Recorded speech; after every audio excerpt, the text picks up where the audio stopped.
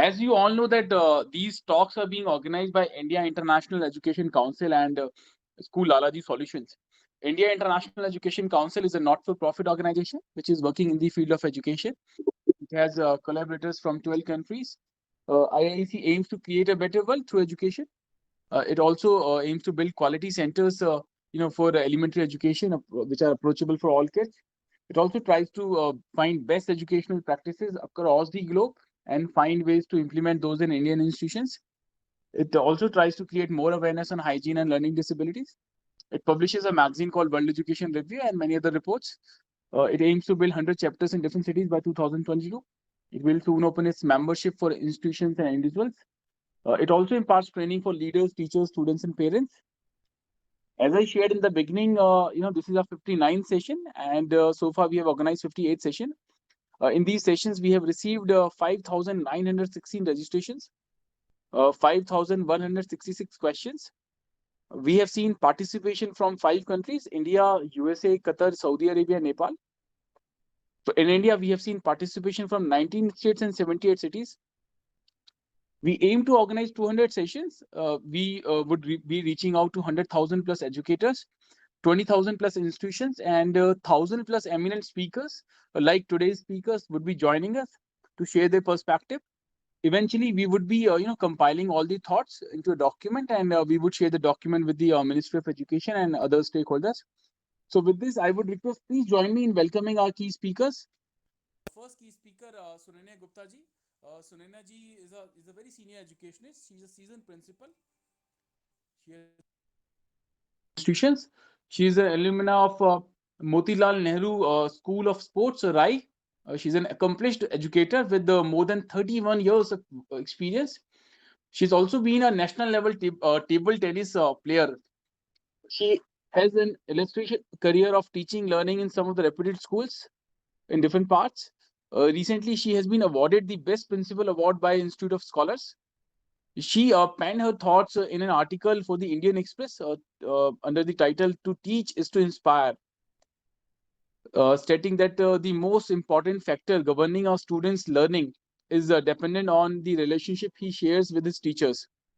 She's passionate about improving learning outcomes and life skills through a well-rounded quality education. We welcome you, Sunanya ma'am. Thank you for joining. Our next key speaker, Alka Sahani ji. Alka Sahani ma'am is principal with Vidya Jain Public School, Rohini, Delhi. She's a distinguished academician with decades of experience. She has been awarded and recognized for her contribution to the field of education. She is also a former vice principal with Maharajana Agrisein Public School, Ashok Vihar, Delhi. She is also the vice principal with Rukmani Devi Public School, Delhi. We welcome you, ma'am. Your presence is very special. Thank you for joining. Our next key speaker is Suprabha Menon ji. She is principal with Navarachna School, Vadodara, Gujarat. She is a distinguished academician with decades of experience. She has also been awarded and recognized for her contribution to the field of education many times. We welcome you, Suprabha ma'am. Thank you for joining. Next key speaker, Ms. Nidhi Chawla. Nidhi Chawla ji, assistant professor with SRM University, Sonipat, Haryana. Nidhi ji received her MTech degree in computer science and engineering from Deenbandhu Choturam University, Haryana. She has more than 6 years of teaching experience in various institutions. She has attended many international and national conferences and seminars and participated in FDP from ENICT Academy, IIT Roorkee. She has published more than 6 papers in international journals. Her area of interest includes deep learning, machine learning, data mining, and data analytics. She is also a certified trainer on associate analytics approved by NASSCOM and NSDC, National Skill Development Corporation. We welcome you, Nidhi ma'am. Thank you for joining. Our next key speaker, Mr. Bhoop Singh. Mr. Bhoop Singh is principal with Gayatri Public School, Hisar, Haryana. Bhoop Singh ji is a distinguished academician with decades of experience. He has also been awarded and recognized for his contribution to the field of education. We welcome you, Bhoop Singh ji. Thank you for joining. Our next key speaker, Mr. Nitin Nagpal. Nitin Nagpal is a director and co-founder of eMango Solutions. His co-founder, Mr. Sunil, is an IIT graduate. Nitin ji having a master's degree in mathematics and scientific computing. He is also a member on Institute of Actuary, United Kingdom. He has worked with ICICI Prudential, HSBC, and Financial Risk Advisor at Ernst & Young. He's an entrepreneur for last 6 years in telecom, food, and education sector. He's doing research on career counseling for last 2 years, and based on that research, they have come up with this wonderful platform called eMango, which is a digital career counseling platform. We welcome you, Nitin. Thank you for joining. Next key speaker, Ms. Supriya Jadhav Rao. Supriya ji is assistant manager with the Fatado School of Music. Fatado School of Music, India's largest music educator. It is a brand which is synonym to music in our country. It has a 150-year-old rich legacy. It has been working with the 200 plus leading schools of India. It has trained over 1 lakh students. It owns many renowned titles like Bandit, which is India's school level music competition to promote music talents across all schools. It also owns other titles like piano concert, cadence workshops, high jump training, FSM exams, in-center recital, FSM recital. It enjoys partnerships with the renowned institutions like Berklee College of Music and NMIMS School of Performing Arts. We welcome you, Supriya Jadhav Rao ji. Thank you for joining. With this, I would request all our speakers, if we can have your opening remarks. I would request Sonania ma'am, if we can begin with you. Ma'am, you are on mute.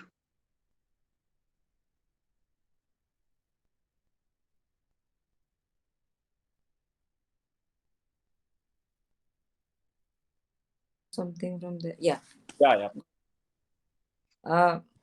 So I can you see me? Yes, we can see you. We can hear you as well, ma'am. Okay, thank you. So I have been in the field of education from the last 31 years and grown from a teacher to the principal. I always believe that change is one thing that is permanent, rest everything is transitory. So I look forward for all the changes. I welcome them, embrace them, and I wish to take away a lot of fruitful exchange of ideas regarding NEP today. Over to the next. Thank you. Thank you, Sonania ma'am. Thank you for joining. And Alka Sani ma'am. Ma'am, with your blessings, here we are with this 59th session. So can we have your opening remark? How to unmute myself. Yeah. I was just looking how to unmute myself. So, very good afternoon, Razul, and all my fellow educators. So, we are yet again here to discuss about national education policy.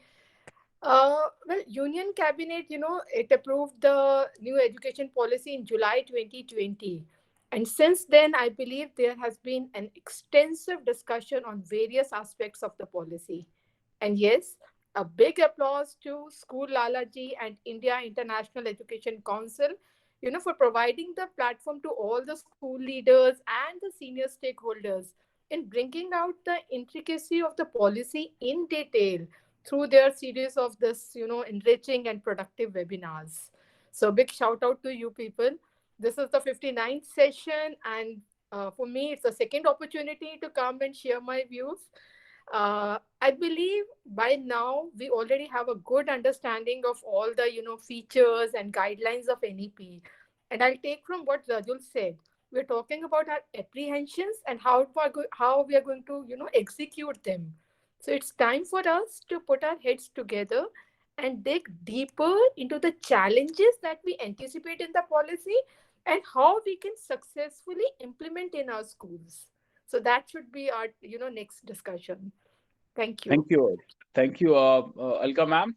I would request if we have been joined by Bhoop Singh ji,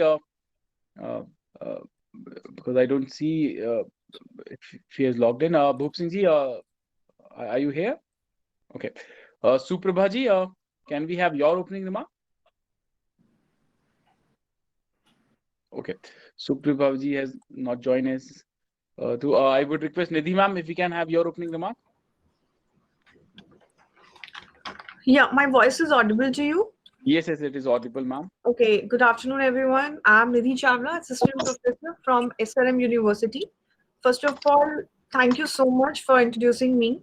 I think it is a great initiative which is taken by School Lalaji and India International Education Council for organizing a leadership talk on decoding the national education policy. So today I'm going to give a presentation on how SRM University has adopted Education 4.0 and National Education Policy in terms of technology. I hope you will get more insight on how our university is trying to become global reputed university so that we can encourage more and more students from all over the world and make our India a super knowledge hub. Thank you so much. Thank you, Nidhi. I would request Mr. Nitin, Nitinji, if we can have your opening remark. Yeah, Yeah. good afternoon, everyone. And first of all, accept my apology because I'm in transit right now. So I have to attend. I've just parked my car on the roadside and then I'm attending. Apologies to everyone if you hear the background noises. And congratulate you, Rajul, for taking such a wonderful initiative of bringing all of us together to share our views so that we can bring something better for the students. And uh, education is not the filling of a pail, it's the lightning of a fire. I read somewhere. I forgot the name of the person who quoted it. But yes, NEP 2020 has ignited a fire among all the educators and students. And hopefully, as Alka ma'am said rightly, it must be implemented with the right spirit and all. And I am representing eMango, that is education management on the go. Uh, I will. We have developed an education technology platform, which I'll be sharing with you in the later half of this webinar. And the problem that this platform aims to solve is like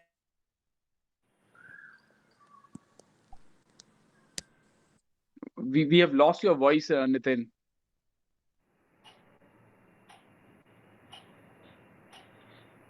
We have lost your voice. So meanwhile, I would request Ms. Supriya Jadhav Rao. Supriya ji, if we can have your opening.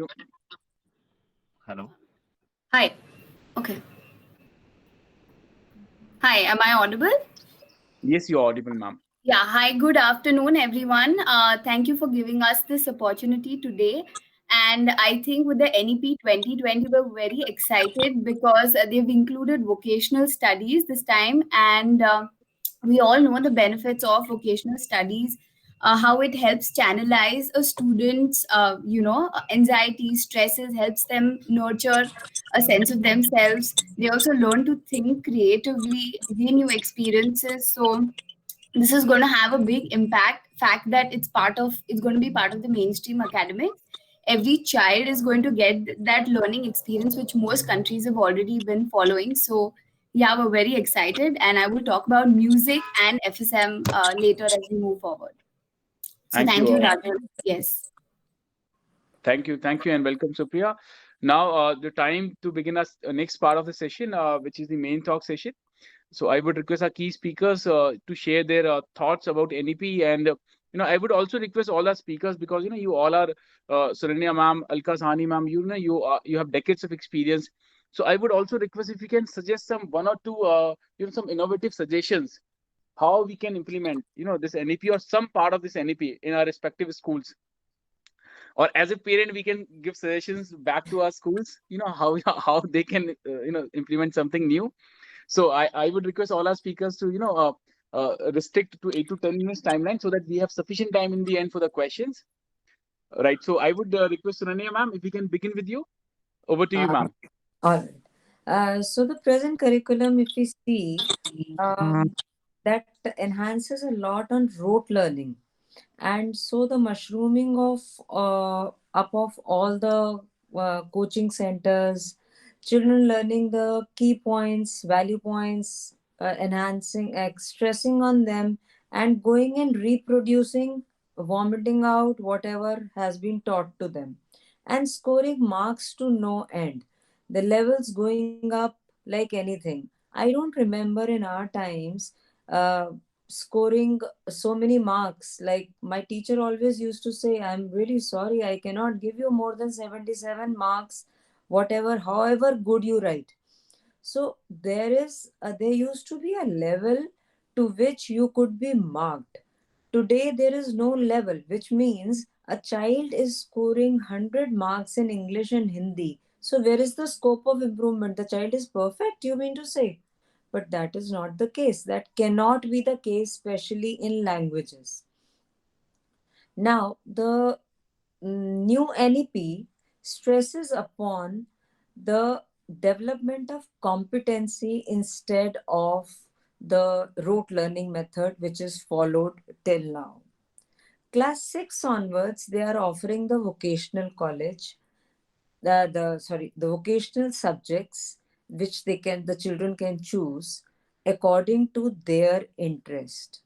Now, the benefit of this is they are developing their critical thinking skills, which till now was rote learning, based on rote learning, whatever the teacher taught.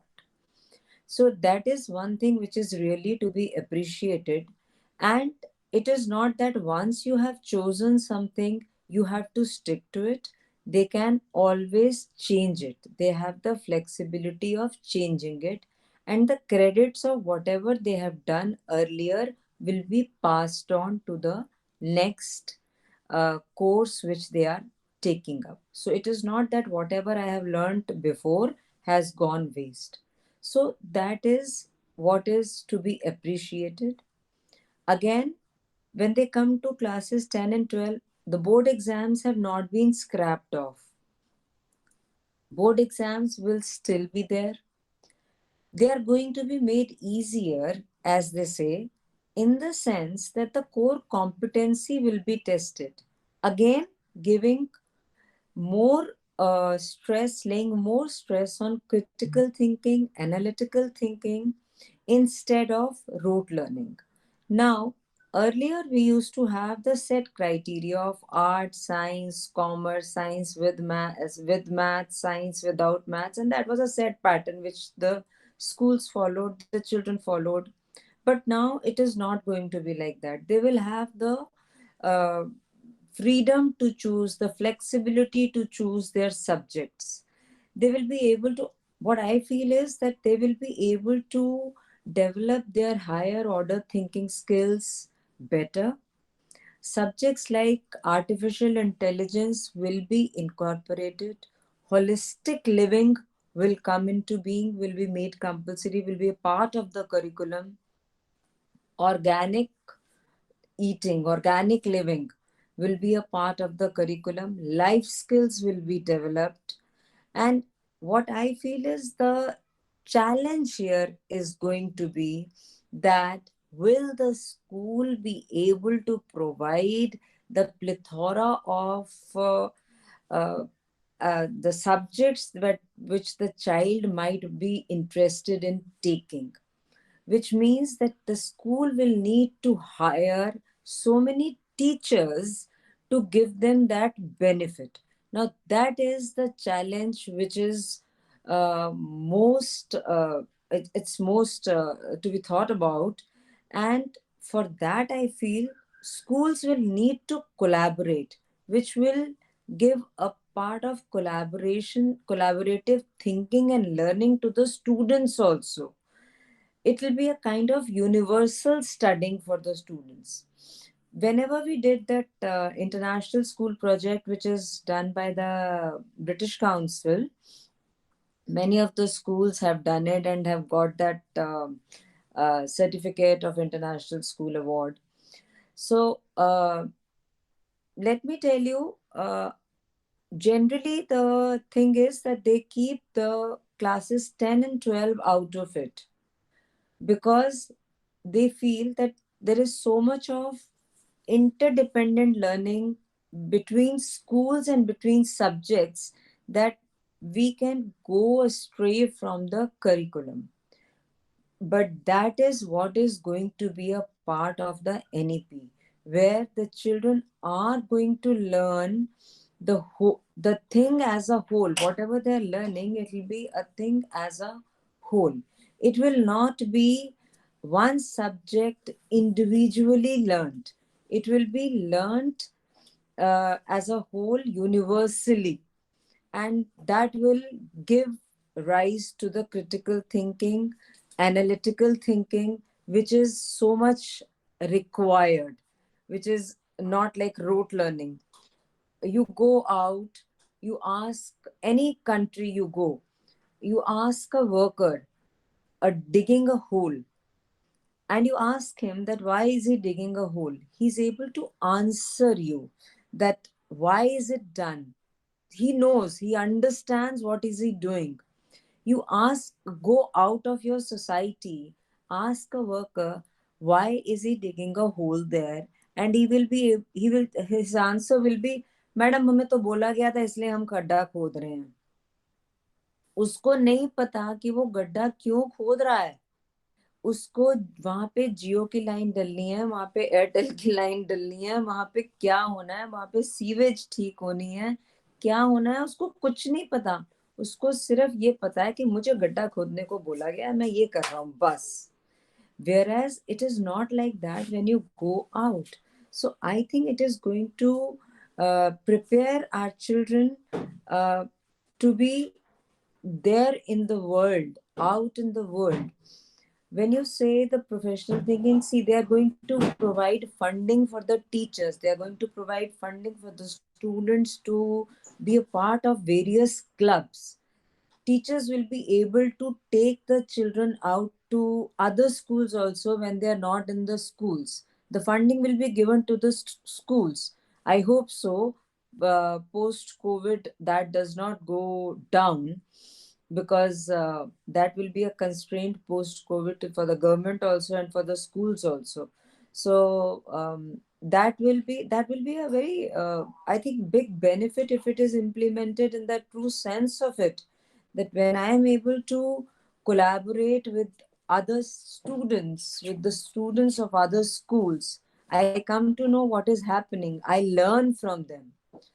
The more I meet, the more I talk, the more I learn. So I'm able to learn from them. And that is what is going to really, really benefit. So I think that the competency based learning will take the front seat now, instead of the rote learning which was going earlier.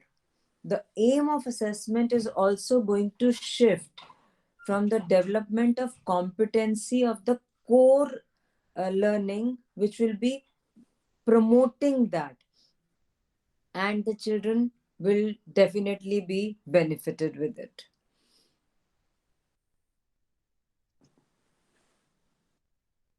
So that's what I feel, and that's what I think.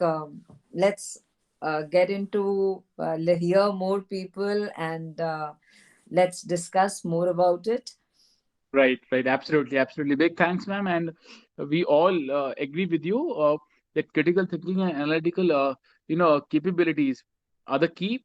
In fact, these are those transferable skills and key skills which are needed in any profession.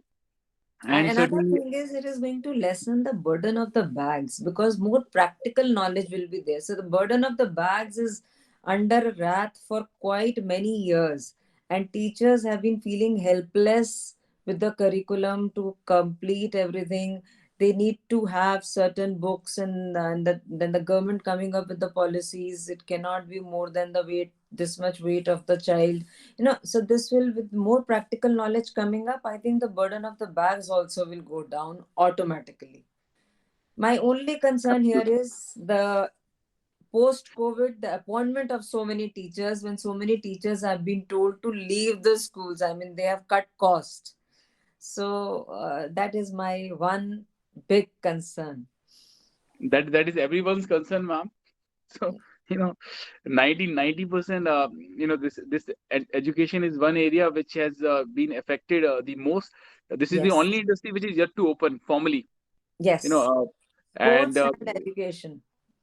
sports, Sports and education. sports have been, we have IPL and we have had, these, different Yeah, different but things. the kind of, I think, what the kind of way it used to carry on, it's not to that extent. So these are two industries which we earlier used to call recession free are the worst hit. But they are they are not the COVID free. So Yes, right, they're COVID hit. absolutely. Absolutely, absolutely. We agree with you, ma'am. And thank you for your thoughts and suggestions. And we would come back to you with questions. Now, I would request Alka Sani, ma'am. Uh, ma'am, your thoughts and ideas. Alka, ma'am. I'll take forward from what Sunaina ma'am said. She said that we are digging a hole and we don't know why. None of us knows. We are just digging the hole. We do not have the resources. That's a mammoth task. So, why are we doing it? S- The objective of any education system, it is to benefit the children so that no child loses any opportunity to learn and excel. Now, NEP, it has a target that it's going to make 100% gross enrollment ratio by Yes. I think 2030 by of school education and 2035 by of higher education. But I am just going to take her last point, the logistical challenges that we have. If I talk about higher education, are we being overly optimistic? Are the expectations over, are we over, there's over optimism over there and underestimation of cost and time? Can we open university every week? It's going to be a mammoth task. Yes. We have 1,000 universities. I read it somewhere. We have 1,000 universities across the country, doubling the gross enrollment ratio by 2035. It is a stated goal of the policy. That means we have to open one new university every week for next 15 years. How are we going to do that? Undoubtedly a massive challenge. Now, and the numbers are not less daunting for when you come to the school reforms in the school system. It says to bring 2 crore 2 crore children who are currently not in schools back into the school system. Again, within 10 to 15 years, you have to do that. So that means you need 50 schools per week. Again, a substantial amount of investment. And I'll come to your point. We need at least 200 to 300 teachers every single week. We need to appoint them on an ongoing basis. This is going to become a particularly interesting challenge. COVID era. You said we are recession free, but we are COVID hit. Yes. Funding is going to be a big challenge, specifically in this COVID era. It's a challenge which is not, it's not going to be, it's not for the faint hearted people like us. I know we have to be very, very uh, I think we have to be very, very strong about it. NEP says you have to have, from 4.6% of GDP to 6%, we have to go for it. You'll have lakhs of rupees, 2.5 lakh crore rupees, we are going to have it. But where are we going to spend that money? Building schools, colleges, maybe appointing some teachers, professors, then you're providing free meals. So there are operational expenses, you have to all work on that. What makes the things tricky? You know, we our economy, it's battered by COVID-19, all the restrictions. We are the major sufferers. Parents are not able to pay even the tuition fees to us. It's very easy to say for the DOE and the other compliance agencies, so take the tuition fee only or take something. We are not able to meet out our expenses. When I talk about, bigger picture, a broader picture, even the government tax collections are pretty low. They are not, they do not have much investments in their hand. Fiscal deficit, it's higher, like it's, soaring high as of now. And of course, the current focus is going to be on healthcare. It's going to be on the economy recovery. So we are the ones who has to take a back seat. So these are the logistical challenges that definitely we are going to face, but this will obviously lower the execution speed also. But I believe that it's a 20-year journey. NEP is a 20-year forecast that we have. And maybe we are off to a stumbling start. And for the next 2 to 3 years, it's going to be like this. But in schools, we definitely can do our bit to implement this policy, in true spirit. The 10 plus 2, like, let me talk point wise, whatever Sunena ma'am said. I'm just going to elaborate on that only. The first was content, curriculum and pedagogy. We had 10 plus 2 system. We now will have 5 plus 3 plus 3 plus 4. So we had 12 years of schooling with 3 years of Anganwadi or preschooling. To implement the changes at each level, we need a thorough restructuring of our curriculum, pedagogy, and content needs. It has to be done as per the NCF. The content rubrics, they need to be revisited to modify the textbooks. I think we should rather, till standard 8th or so, we should give away with the textbooks only, and we Yeah. should have more of the research based, we should give an open platform for the students to study. To implement this successfully, schools will need to redefine the teaching and learning process to actually witness a trajectory of transformation for a phenomenal outcome. We will have to focus on the literacy and numeracy skills to get a remarkable metamorphosis in the reading, writing, and speaking skills of the children. We have to revisit our strategies of teaching and learning. We will have to emphasize on practical and experiential learning, which will automatically lead to instilling the 21st century skills of critical thinking, creativity in the children. So there's going to be a tectonic shift in the pedagogical structure, where the outcome of the learning should not be based on the completion of course. You said 10th and 12th never participate in other major activities, because our focus is on the completion of the course. We want to give them more practice. We just give them testing, testing, and testing. But the outcome, it should not be that. It should be the understanding of the topic. This is how we will have to work upon. We'll have to actually revamp our pedagogical Pedagogy. structure only. Yeah. And then for this, yes, you need the blending of technology with the teaching and learning process. There needs to be an integration of technology with components of digital literacy, AI, like Sunana Madam said, scientific temper, the computational thinking for the holistic learning experiences of the students. And the big challenge here would be, you ought to have a robust digital infrastructure that caters to the remote areas. Urban areas, I think someone would come and tell me that teachers are wonderfully doing using technology these days. Agreed. I understand they are doing a remarkable job. It's a wonderful thing that the way the teachers have adapted themselves to the technology. But I must point out that is pandemic teaching. Here the teachers are using technology as an aid, not as a tool. It is not it's not being used for the learning outcomes. It is being used for the completion of courses. Yeah. Again, like, so we have to blend the technology in our teaching as a tool, not as an aid. And then I'll come to assessment. Like ma'am said, you know NEP says the need to evaluate higher order skills such as analysis, critical thinking, conceptual clarity. So the shifting of the assessment has to be there from marks based to competency based. Marking system should be different now. There's a dire need to change for our teachers to change the questions, so as they have the related answers which are based on the child's aptitude answers, and based on the answers the scores could be calculated.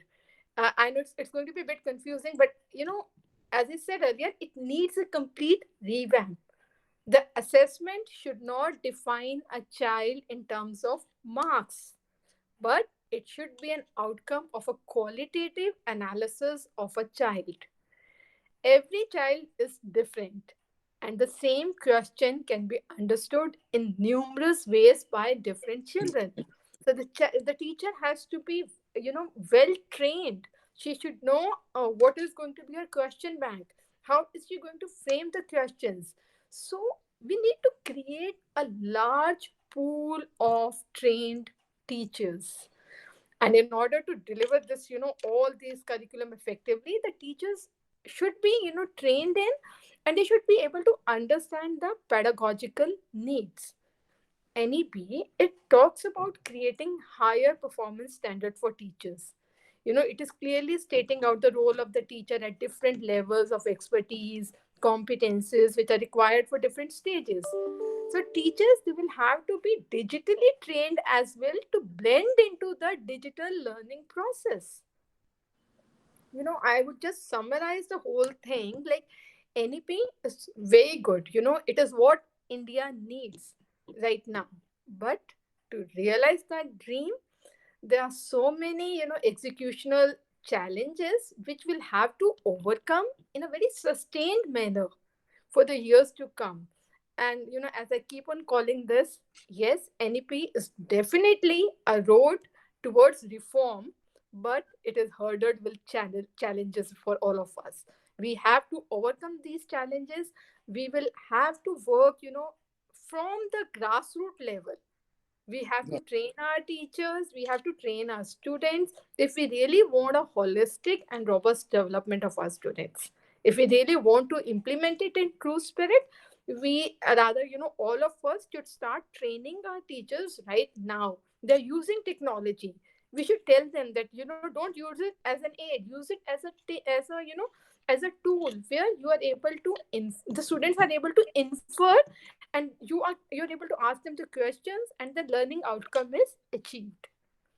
So I think I've taken a lot of time. I'm not sure how much time I've taken, but thank you No, no, so much. absolutely, Another, can I just say something? So another thing that is very good, which I found was that NEP also gives a place to the Olympiads. That children participating and getting positions in Olympiads at national, international levels will also be given preference for the undergraduate courses and premier institutes like IITs and NITs.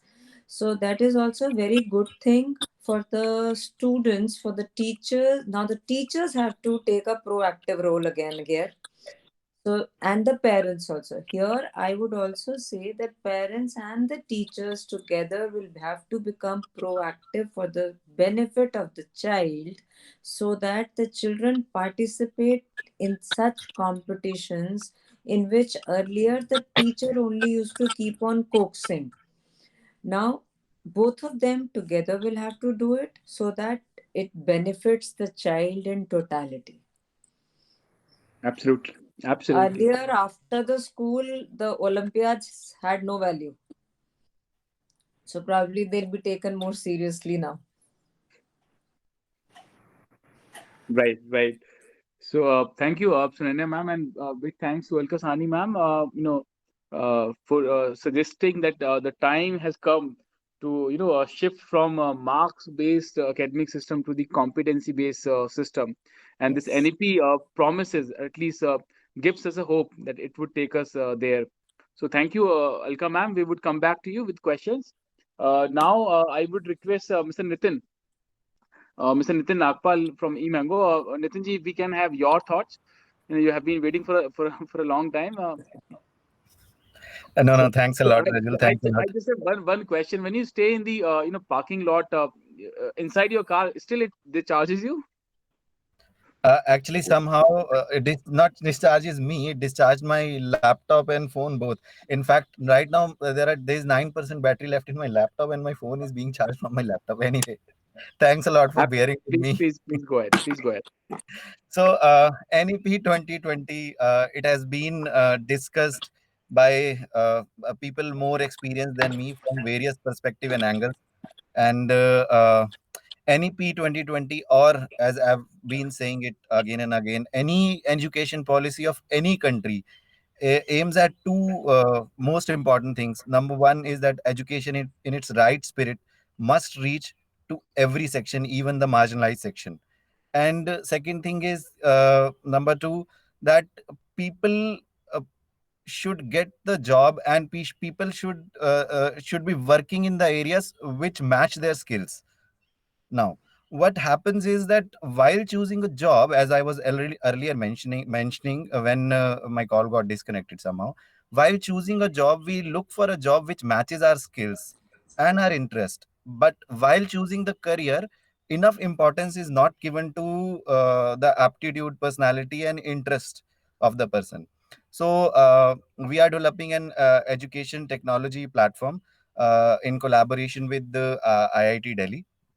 And the problem that we aim to solve is that the conventional ways of choosing a career should be replaced with a way which is more scientific. And careers must be chosen matching the aptitude, personality of an interest of a child. I would like to show a small presentation. Please allow me to share my screen. I am sorry Rajul, last time मैंने screen share तो करी but उसको मैं stop करना भूल गया था. I read the messages later on.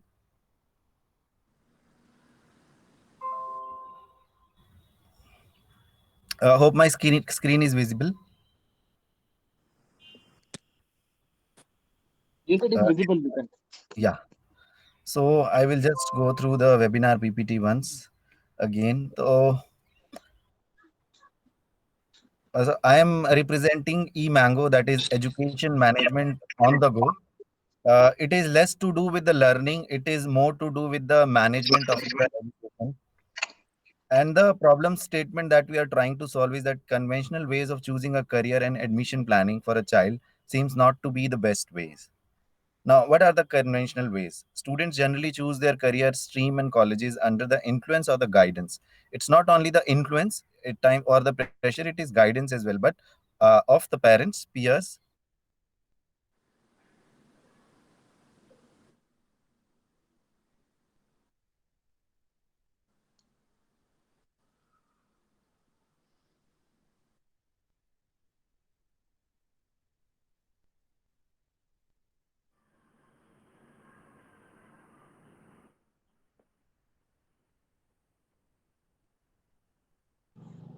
I believe we have missed, we have lost Mr.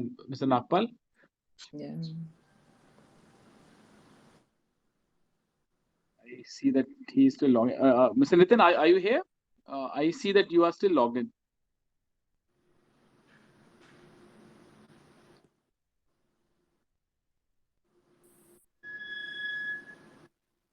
Uh, Mr. Nitin, are you here?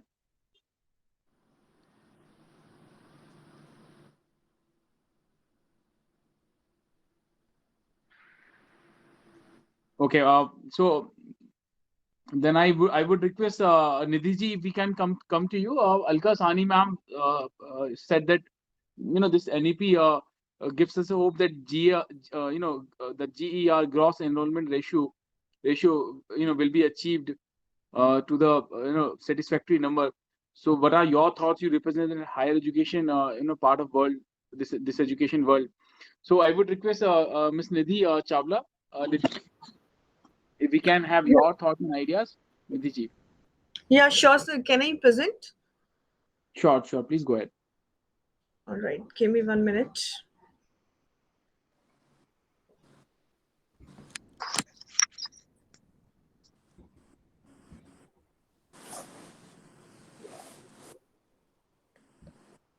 Yeah, my screen is visible to you.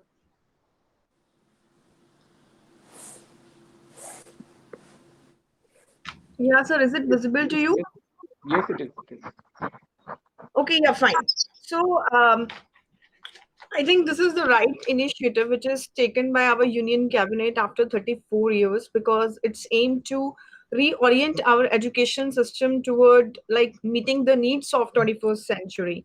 So its main vision that you can see on the presentation also to contribute an equitable and vibrant knowledge society so that high quality education will be provided to all. So in this perspective, like in terms of higher education, so yes, in this perspective, our students, yes, they can resume any degree courses, like there can be a multiple exit and entry option will be provided to a student. That will be really a nice option for the students. Like if I am studying like from computer science and I really have some interest in the biomedical area, so yes, I can also drop and start something new, so that there is more focus on the multidisciplinary part and the flexible choices of the subject.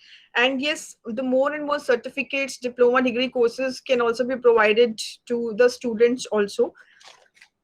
But the main focus in terms of higher education that I want to share, that is like, the main thing is that the main focus is to provide opportunity to the foreign universities so that they can come in our India and they can set up their own campus in India. Because right now what we are facing so many issues in terms of education policy. And yes, this national education policy is the right initiative, because with this we can stop our own quality layer of students to go abroad. And moreover, we will pay more focus on the research part, technology part, and innovation part. As you can see on the screen, why just, the foreign universities will come in our India just to, you can see in the screen also, because in 2020, according to 2021 ranking, our India IIT Bombay and IIC ranking is 170 to 185, and you can see MIT ranking Stanford University. Why? Because they have very good infrastructure level. For the innovation level, they are really good. And moreover, they are paying more focus on the research part, patent part, as well as on the innovation part. So that is the thing which is also required in India. And for this, we really need such kind of education policy so that we can interact foreign universities in our India, so that we can stop our creamy layer students to go abroad. Because I have also seen on the TV also, like 2 3 toppers of the JE mains, they have dropped IIT. They don't want to go in IoT, but they have preferred to go in MIT and California Institute of Technology. So yes, this is the right initiative by the government. And yes, why national education policy are, is very important in term of industry 4.0 and education 4.0.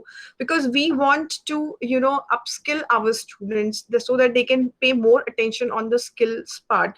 But for this, we should understand how we are going to provide such kind of skills to our students, as we are living in the era of industry 4.0, where we are paying more attention on the technology part. But for this, we have to develop the right skill, right mindset to the students also. So that's where there is more need to develop such kind of policy, and we have to focus on the education 4.0. Whereas if student is interested to get any kind of education, so he or she can get from anywhere. So it is not like just he or she will come into the school college and get it, but he or she can get it from the online also, at their own pace. So in the area of artificial intelligence, blockchain, cyber security, so yes, we can say education 4.0 is basically is for the industry 4.0. If we want to produce entrepreneurs, we want to produce scientists, we want to produce leader, first we have to, give such kind of education that will meet the need of industry 4.0. So what will be the future of education if we talk about national education policy, or what things should be included in terms of higher education also? So we have to use technology. That's why like ma'am has also discussed about artificial intelligence. And yes, for me, because I'm from computer science background, yes, artificial intelligence, cloud computing, IoTs, virtual reality definitely play a important role in education part. And yes, we have to adopt some other, other areas also, like massive online courses. We have to provide e-content in various languages, because this is the requirement. It is not like we just provide everything in English, but we have to pay attention to our own regional language also. And most important part, we have to focus on the teaching and learning pedagogy also. And we have to check how we are doing the assessment of our student. And yes, ma'am, Alka ma'am has discussed this thing. I think Sunanya ma'am and Alka ma'am, they have both discussed everything, very clearly. So I don't think so, like I am the right person to discuss anything about it, because all the things are discussed very clearly. So how technology, I mean, in what sense we can adopt technology in our higher education? So we are talking about artificial intelligence, but if we talk about the foreign culture, so there are already robot professor, they are already work with the robot, chatbots also. So in what sense we can adopt artificial intelligence? Just yes, it is required for the grading system also, for the assessment part also. We can adopt artificial intelligence also, so in the form of the tutors, in the form of the chatbots also. And another technology, that is virtual and augmented reality, because it will create like three-dimensional reality, so that everything whatever you will see in text, that will sometime boring, but yes, if you use technology, it will make more things more interesting. So that's why this is the need of art, to include the technology. And IoT and cloud computing, obviously we need the devices, we need cloud computing services, as well as so many teachers are using Google Classroom, Canvas platform. So different learning management systems are students are using, and teachers are also using. So yes, we have to, now we have, but the future of education will be like this, so definitely we have to adopt technology. In this, we can use the blended learning concept, we can use a flipped class learning concept. So many things can be involved in this.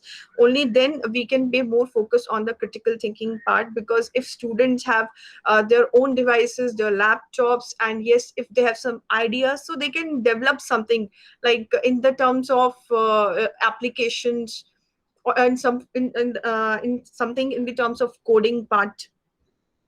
So yes, we can make our classroom in such a way that it should be a digital classroom. So you can see in this presentation also. So these are the things which will be required for the for the next generation of future, or next generation of education, or we can say it's education 4.0. And what, in terms of education 4.0, our SRM university is doing, as we are very renowned university, and we have a collaboration with the more than 40 international and industry collaboration, and we are the India's first university, NASCOM Future Skill University, because we are not only paying attention onto the theoretical part. For us, important part is we just pay focus on the practical part, so that student will get, if the student has ideas, so they should have the right skills to develop and convert into an enterprise level, because now it is a need, and our prime minister always addressed the youth that there is a need to skill ourselves, reskill ourselves, and upskills ourselves, because we now it's time to meet the current aspects of the industry. So only then, if we will focus on these things, only then we are ready to work in the industries. So what like how SRM University adopted national education policy.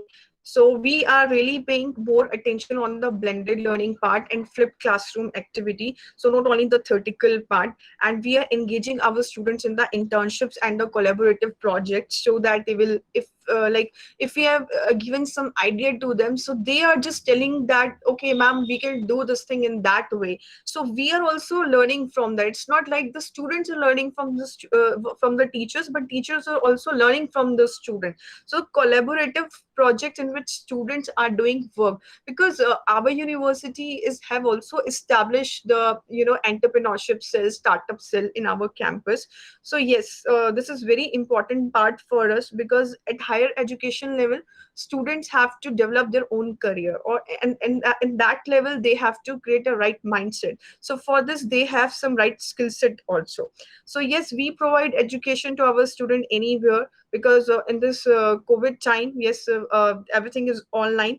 So yes, student also play important role for framing syllabus and curriculum. We have also committee of student who can suggest us that what are the things they required in the syllabus part. So this thing we have also adopted, because time to time we also get the feedback, like in artificial intelligence, because today students are developing their own applications. So and in the same way, because artificial intelligence, there is a concept of face recognition system, gesture recognition system, hand recognition system, speech recognition system. So how these things will be developed. So we are also providing the webinars, we are providing the conferencing, international conferences, so that they will get more exposure to the things which are actually happening in the industry. And yes, for this thing, we have paid more focus on the choice-based credit system. That is the requirement from the national education policy, that you should provide something that should be flexible. And in our university, choice-based credit system is there, so that student can choose their subject according to their own convenience. And yes, it is on the grading part system. So marks will be just converted into the grade part. And yes, we are not paying more focus on the summative assessment, but formative assessment is really important for us. And we always analyze our student not in terms of the cramming part or they have learned. No, if we have given something, so how, what approach they are using to solve something, that is important for us. And that's what all faculties are paying important, more focus on this thing. And yes, for our assessment, yes, we are using Bloom's taxonomy, because for higher level, you can see analyzing, evaluation, and creation. Because if students have given some, some kind of case study, so what approach they are using, what algorithm they are using, how they are applying their knowledge, like remembering, understanding, for this analyzing, evaluation, and creating part. That's what, in what basis we are assessing our students. And in terms of technology aspects, so yes, our university has a tie-up with different industry leaders. So we have a tie-up with or collaboration with IBM, Future Skill, NASCOM, Xavier, Tata, Reliance. Why this such kind of collaboration is required? Because we have known that the things which is generally taught in in school level or in the university level, and the things the student will have to face in the company level, that is totally different. So in order to bridge that gap, there is requirement we should do collaboration with different industry. So in that way, our university has collaboration with IBM. So we are already providing some specialized courses with AI and data science, cloud computing, IoT, blockchain, big data, and with TCS, also with Xavier also. So this is the thing, like whatever students are learning in university level, so it means they are just doing work on the softwares which is provided by industry. So if the students will do the work on the industry perspective software, so it will be very easy when will they will go in the industry to do their job. And yes, recently we have Nidhi, I would request, because you are out, we are running out of time. So so, I sir, would I need request if just you can 2 minutes. wind up I just quickly. need 2 minutes. Yes, 2 minutes. Okay, so yes, we have also the tie-up with the COE, that is Center of Excellence Lab, which is given by the Siemens. And we have another laboratory. This is very important laboratory because our university is working on the research part also. And yes, another important thing is MOOC, which is important, massive online courses, open online courses. So students not can do courses from the SWIM NPTEL, but they can do any course from the Coursera edX. It is free of course from our university. So it's up to the student, whatever the course they want to, and to get. And yes, the last thing is the most important part, what I believe is that we are associated with MHRD Innovation Cell, where our students will get opportunities for how to work on the startups, how to work on the entrepreneurship. So that's why they will get more opportunities to work in the to work in the Smart India Hackathon concept, in which government provide the concepts, like they want to solve some problem, and students from university, they provide the solution. So we give opportunity to our students so that they can participate in app innovation challenge and Smart India Hackathon concept, because this is all over the concept of Atmanirbhar Bharat Abhiyan. So thank you so much. Thank you so much, sir. Thank you, Nidhi ji, for sharing the the best part of NEP. Also, telling us how SRM University is you know supporting the entire fraternity, by implying those suggestions which are given there in NEP. So big thanks. Now I would request Supriya ji. Supriya ji, you are India's largest music educator. You have been training into to students for decades. So I would request if you can share your thoughts. How do you see this national education policy, and what are your ideas, Ms. Supriya? Yes, yeah. So, talking on the lines that Alkaji Sunanya said, that, how there can be certain challenges, and, especially in terms of execution. But when it comes to integration of arts and music, I think we at FSM, we have a solution. We can become the partner for schools to enable creative programs, especially for arts and music. Help them give a structured program to create a fun and learning program for students. And which is why I want to share share my screen, show a quick presentation on what we have to offer at FSM. So just allow me to share my screen. Mm.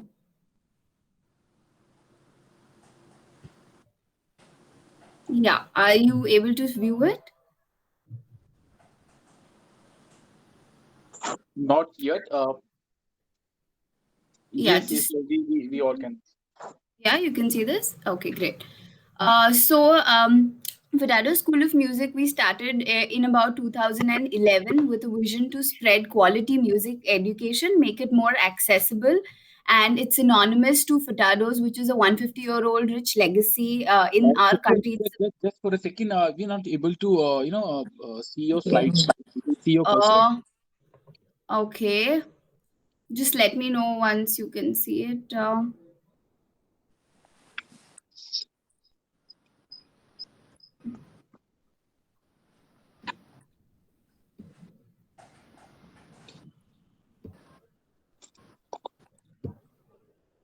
Yeah, are you able to see it now? We can see that you have shared your screen, but if you are, presenting some slides, so we are not able to see Yes, that. yes. Uh, We can see okay, that you let have me. shared your screen. We can, Okay, let me just try once again.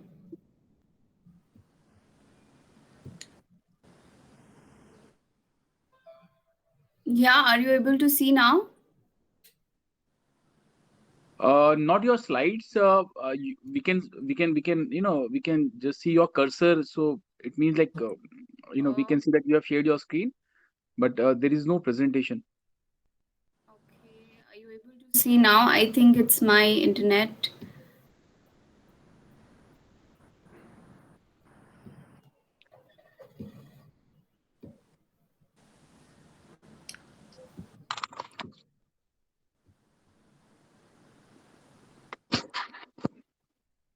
Yeah, is it visible? No, Uh, it's Again, it's like, that no presentation, Can't no see no the slides. cursor. Okay. I don't know what is the error. So, anyways, I will then just talk about it. I wish I could show the presentation. Um, anyways, I will still talk about FSM and what we have to offer. We're partnered. Uh, okay, are you able to see now by any chance? No.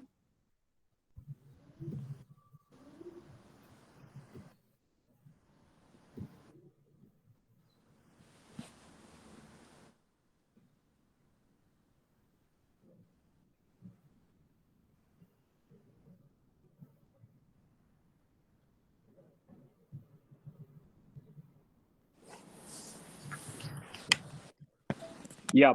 Now it is visible, Supriya. Okay. Yeah, can you see now? Yes, yes, yes, it is visible. Yeah. Okay. Yeah, so we've partnered with more than 145 schools today. We have about 15 plus centers where students come and learn different instruments at our own setup. We're currently teaching more than 75,000 students today, and these are some of the schools that we are already associated with. And we constantly take feedback from the students, from the management, how students are doing. We keep curating our curriculum to ensure that it's fun and engaging for the children. Then we've also created, these performance platforms for children. Normally they get exposure for performance when they're 18 or when they're 20, but giving them that confidence at an early stage is very important, which is why we have the bandit festival, which is all India schools across India participate. All they have their bands, and we create this competition across India. We also have cadence. So these are our two biggest platforms for children that we've created to give them performance opportunities. This is some of our recitals that we have for schools where students get opportunities to perform what they have learned. We have also recently launched our FSM Buddy, which is the online program, and we've not just limited this to music, but all the right brain activity courses. We have drawing, we have speech and drama, life skills, arts. We have onboarded more than 150, 170 plus teachers with us today. They are all trained and certified. And this is how normally, like, the customer journey looks like. They look at our website, they see the different courses that are there, they select what interests the child more, they go through a demo and they kind of select the course that they want. Then this is our presence across. Our curriculum has been very recognized, and we've also received quite a few awards for it. It has also been recognized by the NMIMS and Berklee College of Music. It is one of the largest independent college, which is recognized all over the world for music. So FSM students also get some credits when they learn and take up course with FSM. Then this is the summer workshop which we had recently launched for students, to kind of create that exposure for them to explore different instruments, so that if they want, they can pursue it later. Then this is how our typical program, looks like in schools. Students get to choose what instruments they want to learn, and something like this is our keyboard setup, where all the students are learning together. All our teachers are trained to conduct these group classes.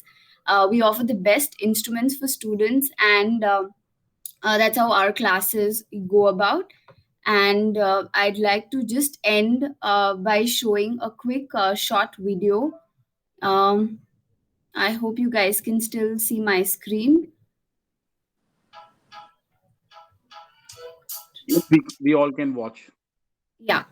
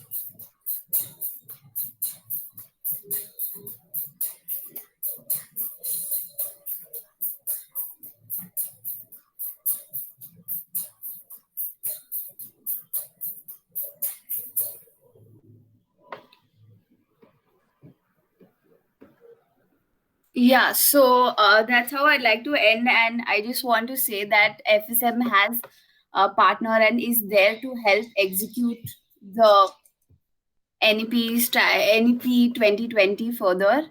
And thank you for giving us this opportunity once again. Thank you, Supriya.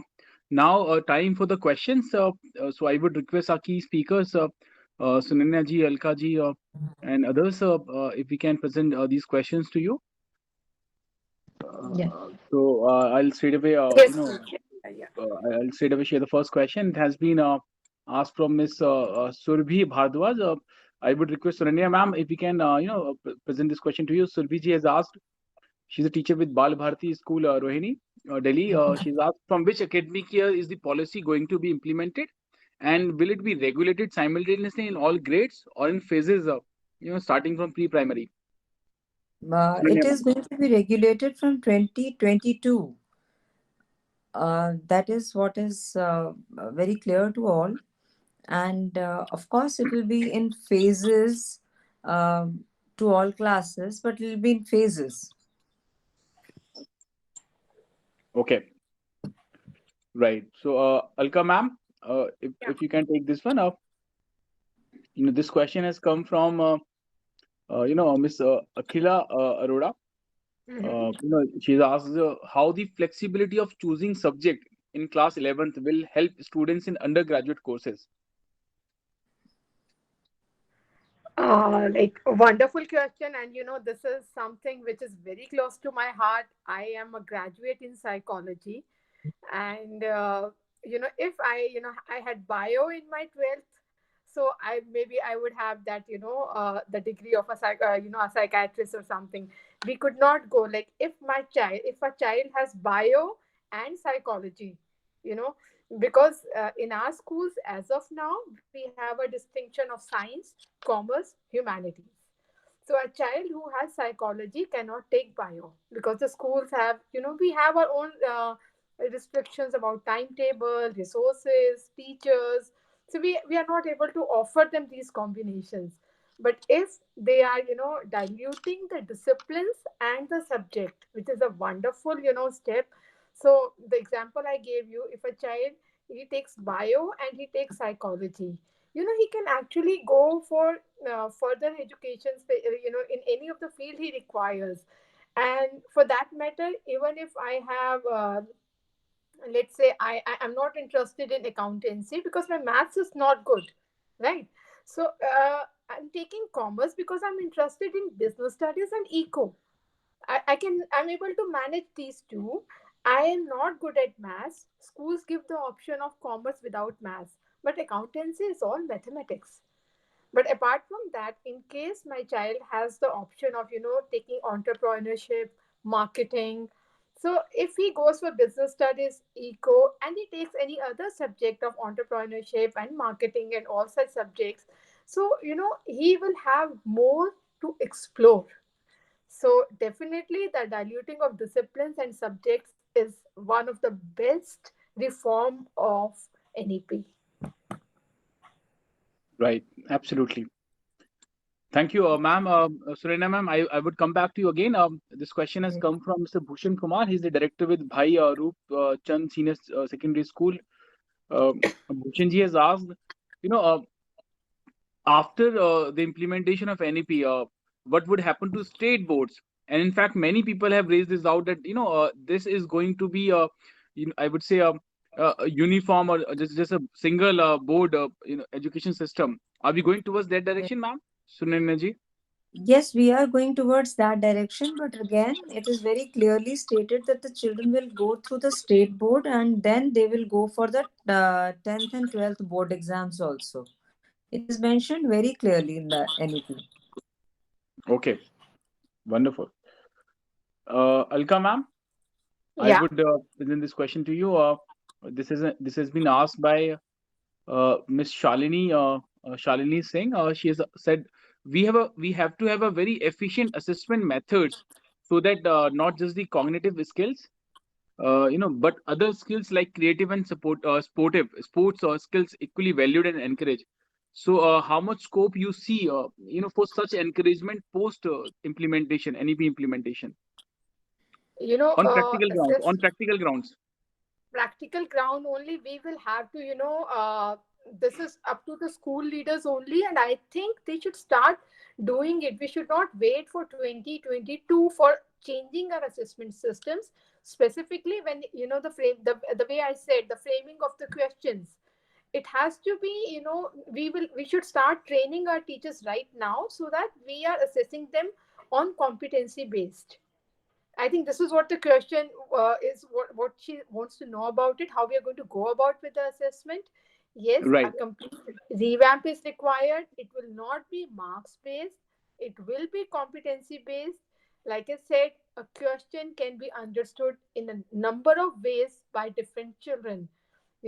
One child will interpret it in one way, the other is going to be interpreted in some other way. So, based on the child's aptitude, he's going to answer.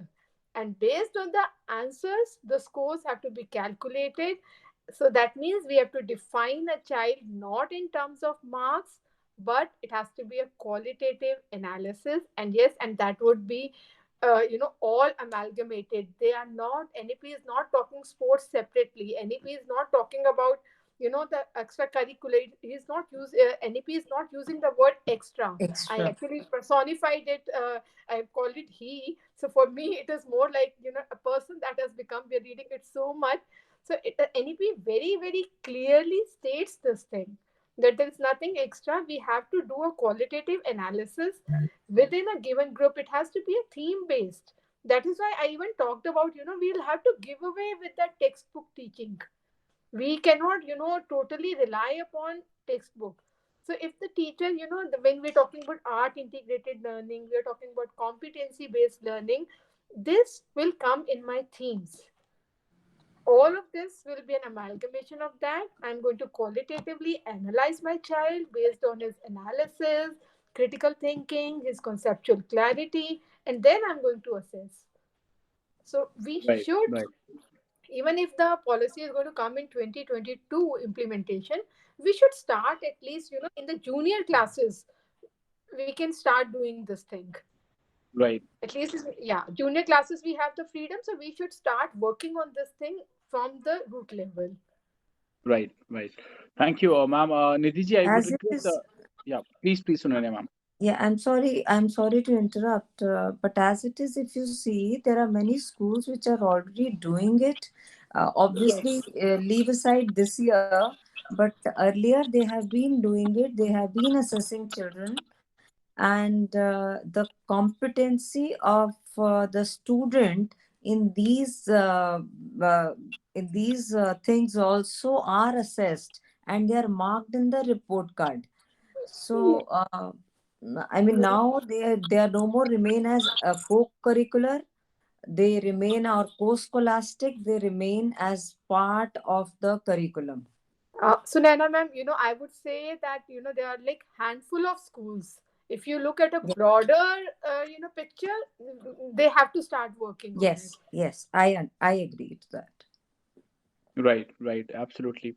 Now, I would request Nidhi if we can present this to you, how do you see that the dropout problem, will be addressed or it will be improved, post implementation of this NEP, Nidhi Dropout of students.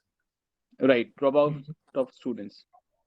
Yeah, I think those students who are thinking that the way they have joined the course and it is not meeting the requirements what they want to do in the life, and yes, they have some other opportunities to study other subjects, so definitely they will get more exposure because now NEP has given the opportunity for choice-based credit system. So yes, so student can go for the multidisciplinary area also, and as well as our Prime Minister Modi has also introduced the concept of Skill India. Okay, so and Atmanirbhar Bharat. So yes, those students who want to drop out, so they can definitely go for the option for the startup and want to become entrepreneur in their life. So yes, this is a good option. I mean, if you take the example of Facebook CEO Mark Zuckerberg, so he is also a dropout, but he has the idea and he has definitely implemented in this thing. And if student have the idea and they have the right mindset, skill set, definitely they can go for that area also. So But this there is a actually increases difference. the There is a economy difference, also because, right, Hanji? Nidhi there is a big difference between people who drop out by choice and people who drop out by compulsion, because of no choice, right? Okay, okay. By So compulsion, though, Mark it Zuckerberg depend dropped out. upon their interest. So for this, Right. I can't say anything.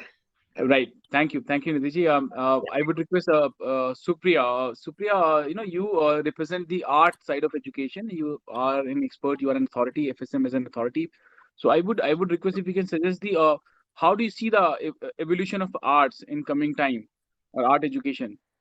Right. So when you talk about arts and music, I think the security in this field is going to just increase. There's lots of streams opening up. Earlier, if you thought about arts or especially music, it was mainly limited to maybe teaching or, performing. But now, with this digital age, there's just so much more coming up. There's music production, there's music therapy, there are music coaches, there's music management, lots and lots is coming up. So I think children also can pursue it, not just see it as a hobby, but they can actually look at it as a career prospect if they want to, eventually. So yeah, we're very happy about the arts and music aspect that has been included in the NEP. Right, right. Okay, thank you, Supriya. Sunana ma'am, I would come back to you. This has been asked by Miss Anurag Saha. He's from South Point School, Guwahati. Mr. Anurag has asked uh, NEP 2020. Mentions that children up to class fifth, need to be taught in their mother language. But bearing in mind, so it's a very long question. Now, bearing in mind all the different languages spoken in India, as from southeast, if wishes to move, suppose South India, so the point is like, how do you think like big problem Yeah, it would regional create and languages. How do you do yeah, that in yeah, regional languages? And that is absolutely, what I absolutely. said in the beginning, that that is going to pose a lot of a greater challenge. Though they have said that the regional languages be can should be the focus, but they have still not outdone the importance of English as the medium of instruction. So that everybody has to keep in mind. And also, yeah, that is what I said, that there are certain things which are going to pose a lot of challenge for the parents, for the students, for the schools, that how it is going to be implemented.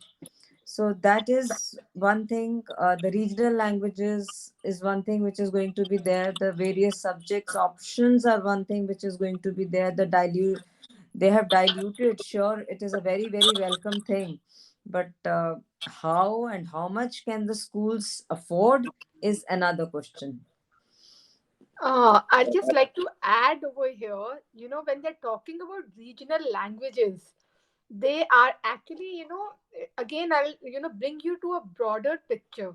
They're talking about the students, the children who are in the tribal areas. You cannot go and teach them in Yes, English. You have to teach them in their regional language if you are planning to increase your gross enrollment ratio. You want to include those children, you want to bring them to the schools, you will have to teach them in their regional language till primary. Only then you will be able to do it. So we have to look at a very broader picture when you are talking about NEP. Urban areas, our schools are so well developed. For us, English is a first language. It's not even the second language, it is first language. first But language. the rural areas, the remote areas, the tribal areas, we have to uplift the ratio from there. That is where our ratio goes down. Our children are not coming to school over there.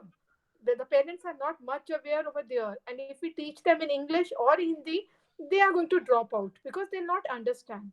So But I that is think my his concern here was that a person migrating from south, he is the person who is concerned.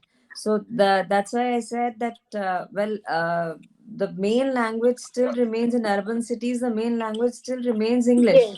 yes, exactly.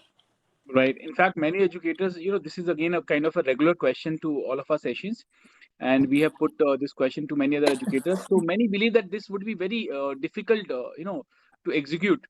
In, To taking us, data or consent from parents and just to arrive on a conclusion like which is the mother tongue for their school. no, I that think in urban areas it may be a problem. I don't think it will be a problem because there English is going to be the prevalent language. right. Yes, exactly. It's Right. going to be Yeah, English over here. and this I don't think like this point even exists for the village schools, because in village schools the people Yeah, come from a similar background. So this is the point, this is a concern only for the urban schools, and where we all believe in fact that English would continue to be a yes. Yes, prominent and the first yes. language. So big thanks. With this we come to the end of this session. So big thanks for participating. Time for the Thank you. concluding this session. I would request all our speakers if we can have your quick concluding remark. Sunanya ma'am, if we can have your quick concluding remark. Thank you very much for such an enriching session and such a wonderful opportunity, Team Lalaji. And you have been, everybody, I think they have kept their perspective so clearly and so nicely. And I think we will only be benefited by each other's, we are always benefited by each other's exchange of ideas. So thank you very much. I really feel indebted. Thank you. Thank you, ma'am. We are honored with your presence. Alka, ma'am, can we have yours? Again, I'll say thank you so much. Sharing of ideas, gaining, it's like gaining much more than you have. Yeah. There's a saying, you have an apple, I have an apple, so we both have one apple each. But if you have an idea and I have an idea, I've got two ideas. If we share with each other, we'll have two ideas with us. So yes, Absolutely. it was a wonderful interaction. You learn something, you unlearn something, few things as well. Something you feel, it doesn't click, so you unlearn, you learn, and the whatever the NEP. If I want to conclude with this, I would say it's one of the best education policies India has ever seen. But to sow the seed of this policy, some major tilling of the soil is essential. So yes, and I think you people are doing that only. You're doing that telling for everybody. Thank you Thank you. so much. Thank you. Right. I would request Nidhi, ma'am, Nidhi Chawla ji, if we can have your concluding remark. Yeah, sir. So, first of all, I would like to say thank you for such a wonderful session. And I think this new education policy 2020 is a good policy because that it aim at making education system holistic, flexible, and it is more aligned towards the need of 21st century. That I really think so. So, needless to say, like this education policy is undoubtedly a progressive and ambitious policy, so that India is definitely waiting for. So thank you so much. Thanks a lot, sir. Thank you, ma'am. And Supriya ji, I also see that Nitin Nagpal ji have joined us. So, Supriya, if we can have your concluding remarks, and then we'll check with Nitin ji. Sure. Supriya. So thank you once again for giving us this opportunity. It was nice to interact and understand everyone's views on this, and yeah, look forward to how things shape up in the near future.